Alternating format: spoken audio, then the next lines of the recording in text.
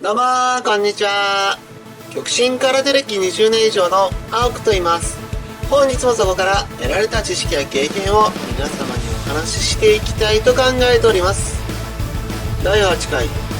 全日本ウェイト制空手道選手権大会での戦列で第11回富山県大会オール一本勝ちでの優勝、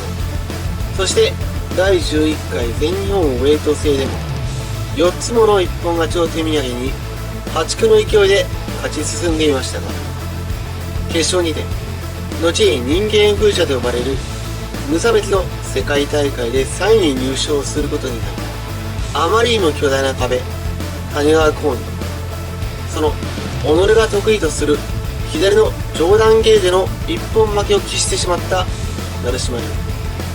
それによりすごいショックを受けたと話していましたが、しかし同時にあれがきっかけで頑張れたんじゃないか、余計なものを排除して空手に夢中になれてと本人が語る通り、彼の快進撃はそこからさらに加速することになります。1995年6月24、25日に開催された第12回全日本ウェイト制空手道選手権大会軽量級の部、第6回世界大会選抜戦と銘打たれたこの大会で、成島流は1回戦強烈な胸への突きから左中段回し切り、三日月切りにつなげるコンビネーションで一本打ち、2回戦はがっつり詰めていき下突きからの猛烈な下段で圧倒、3回戦ではその体格では信じがたいほどのパンチ、そこから放たれる胴回し回転切りで多くの技あり一本勝ちを奪い、第2回全世界ウェイト制中量級つなぎ第15回および第17回の全日本ウェイト制中量級準優勝を飾ることになる細呂薬美と対戦。彼の体格実績的に考えれば大変に不利と言わざるを得ない相手でしたが、延長戦サイの猛烈な中段回し切りをものともせずに突進してパンチを跳ね返すように左の中段回し切りを返す、ガチンコ中のガチンコ。ここから下段を蹴られたら下段、膝切りを蹴られたら膝切り、意地の張り合いのような展開が続き、全くの五分の展開。軽量級とは思えないド迫力の打ち合いはいつまでも続き、しかしそんな中成島流の左の下段回し蹴りが威力を発揮、細呂薬美が前傾し、その直後試合終了直前に放たれた真下から突き上げるようなアッパーのごとき左上段回し蹴り、細呂薬美の顎を完全に貫いていました。手を回る動かなくなる細呂薬美、改めて本当にあまりにも劇的なことを成島流。準々決勝は左の下段鍵突き中段回し蹴りで攻め切る、準決勝はのしかかってくる相手のボディに突きを集中させ、そこから胸へのパンチ左上段回し蹴りをこめかみ、顔面の真正面に三度かすめさせました。決勝接近してくる相手にいきなり左の下段回し蹴りでカウンター、さらにそこをフェイントにしての得意の左下突き、右の下段も効かせあっという間にアドバンテージを奪います。さらに膝で腹にダメージを与え回り込んでの左鍵突きでレバーに、一瞬でした。その時誰しも肝臓へのダメージ、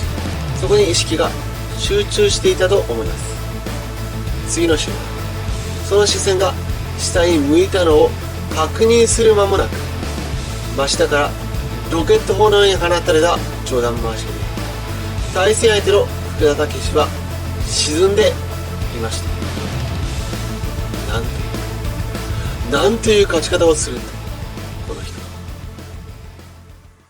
まるで体を使った格闘技ではなく居合切りのごとき切れ足、龍が登るがごとき勢いで成島流は第6回世界大会に出場。2回戦、大きく両手両足を伸ばし振り回してくるシリアのノール選手を相手に、それを真正面から受け止め、左中段回し、左内股を返し崩し、そこから右内股。相手が自らが放つ右枝に集中していたところで同じ右内股を放ち、そこから全く間髪入れず駒のように軸を回転させての竜巻のごとき左中段回し、相手は糸が切れた操り人形のようにガクッとマットに崩れ落ちます。ものすごい素晴らしい。しかも成島流の回し入れは当たる瞬間に足首が返って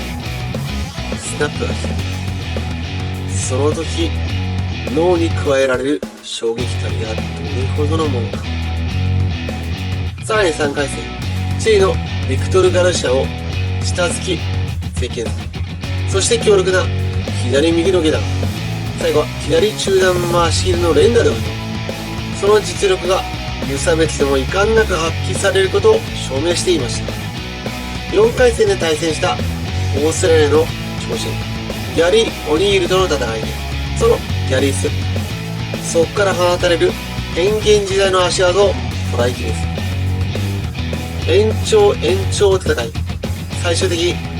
試しやり判定で敗れることになるのですが、そのギャリー・オニールが結果的にその世界大会で4位、無差別の第28回及び第29回全日本大会で準優勝したことを考えると、それはある意味主君とも言える戦いを演じたとも言えるかもしれません。その大会では見事に技能賞を獲得し、成島流は翌年第13回全日本ウェイト制、今度は階級を上げ中量級に出陣。4回戦の第15回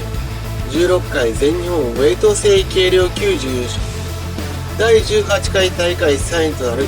安田浩二との戦いは3延長にまでもつれました。超接近戦からテクニカルな下段回し、さらには相手のつかみによる減点位置も相まって接戦をものにし、準々決勝は下突き、鍵付きを確実に効かせ、そこから胸のパンチでものすごい音を響かせ、左上段と見せかけての下突きで完走落ちる。これがあるから効かない。決勝で当たったのは、この後ニューヨーク道場に指導員として派遣され、98年北米大会優勝、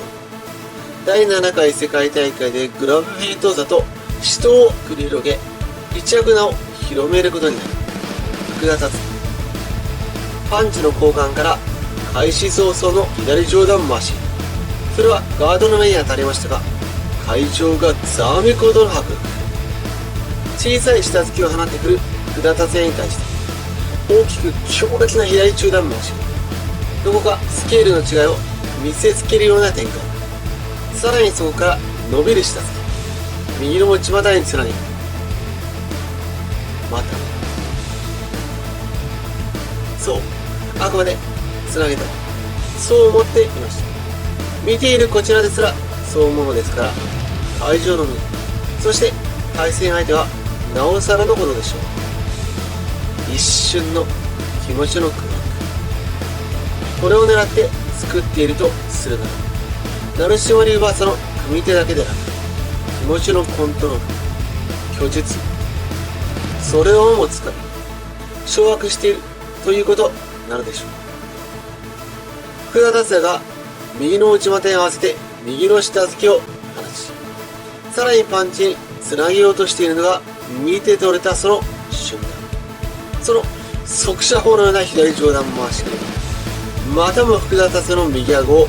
完全な形で打ち抜いていました。ピクリとも動かない、まぶたさえ開かない、3秒以上の一本勝ちどころか10カウントの KO すら生なる完全完璧なる勝負。決勝の舞台でこんなことあるだろうか。これほどまでに圧倒していいのだろうか。そんなわけのわからない気持ちが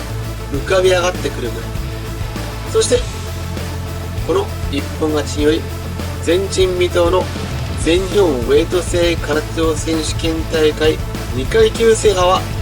成し遂げられることになりました。その勝ち方があまり鮮烈すぎて